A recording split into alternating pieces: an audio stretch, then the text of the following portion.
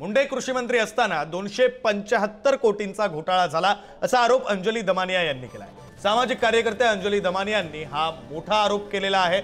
5 कृषी साहित्य खरेदीमध्ये मोठा घोटाळा झाला असा दावा अंजली दमानिया यांचा आहे। तर काहीही झालं तरी मुंडेंचा राजीनामा घेतलाच पाहिजे असंही दमानिया यांनी म्हटलंय। गरिबांचे पैसे खाणं धक्कादायक आहे अशी प्रतिक्रिया मनोज जरांगे पाटील यांनी दिली आहे। तर धनंजय मुंडेंविरोधात दमानिया आणि जरांगे सोबतच सर्वच विरोधक आता आक्रमक होत आहेत।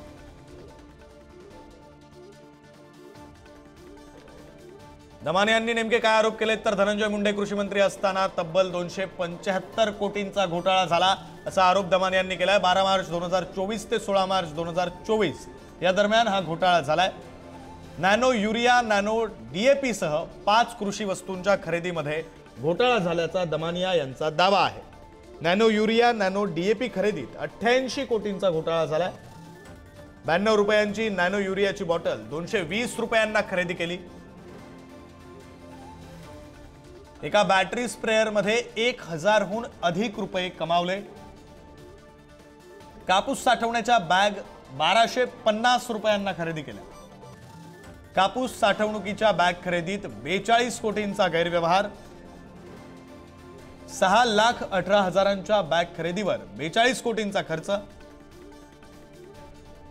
577 रुपयांच्या बॅग या 1200 रुपयांना घेतल्या। गोगलगाय निर्मूलनाच्या औषध खरेदीतही मोठा गैरव्यवहार। 2400 रुपयांचा फवारणी पंप 3500 रुपयांना खरेदी केला। 50 कोटींचे डीलरशिपचे नियम बदलले। 16 मार्चला पैसे दिले आणि 30 मार्चला निविदा मागवल्या। 342 कोटींच्या टेंडरमधील 160 कोटी सरळ दिले। तर हे सगळे आरोप करत असताना अंजली दमानिया यांनी नेमकं काय म्हटलेलं आपण पाहूयात। कमीत कमी 250 कोटीचा हा घोटाळा आहे। तर हा जो सगळा अंधाधुंद कारभार झालाय, तर माझी थेट मागणी आहे की आता तरी कृषी मंत्री तेव्हाचे आणि आताचे मंत्री धनंजय मुंडे हे मंत्री बनण्याच्या योग्यतेचे नाहीत। त्यांचा तातडीने राजीनामा घ्यावा आणि त्यांच्यावर इन्क्वायरी लावून हा सगळा झालेला शेतकऱ्यासाठी ठेवलेला पैसा हा परत मिळवा आणि हा पैसा जो आहे तो खरा त्याचा विनियोग डीबीटी अंतर्गत करावा। हे जे अंजलीताई दमानिया यांनी आता आरोप केलेले आहेत तर त्याचे पुरावे दिलेले आहेत, तर ते पण न्याय मागत आहेत ना।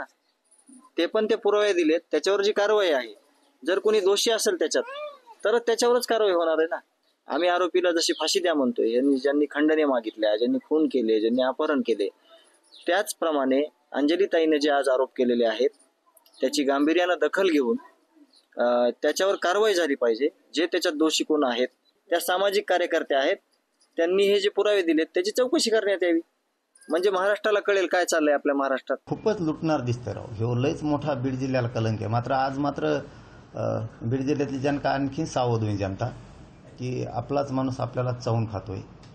म्हणजे याच्यात काय जातीपातीचा काही संबंध नाही, याच्यात काही ओबीसीचा संबंध नाही।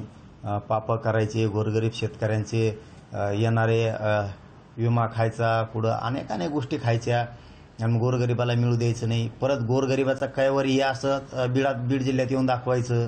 मी पहिल्यापासून हीच मागणी करतोय की त्यांना संरक्षण भेटतंय हे फक्त धनंजय मुंडे साहेबामुळे, मंत्री असल्यामुळे त्यांना संरक्षण भेटते। त्याचे कारण दाखवले सरेंडर पासून 28 तारखेला ते कोणत्या एक मोठ्या हॉस्पिटलमध्ये पुण्याला ऍडमिट होते, त्यांना तिथं कोण भेटायला आलं, कुणी ऍडमिट केलं, या संदर्भातल्या चौकशी आता मला वाटतं पोलीस प्रशासनाने लोकांसमोर पुढे आणल्या पाहिजे। ते काय तपासाचा भाग म्हणून त्याला अटक केलं म्हणून त्या सातत्याने पुरावा सादर करतायत। योग्य एजन्सींकडे त्यांनी जर तो पुरावा सादर केला तर एजन्सी त्याच्यावर डिसिजन घेणार आहेत। कोण त्याच्यामध्ये आरोपी असावा नसावा हे एजन्सी करणार, पोलीस यंत्रणा करणार।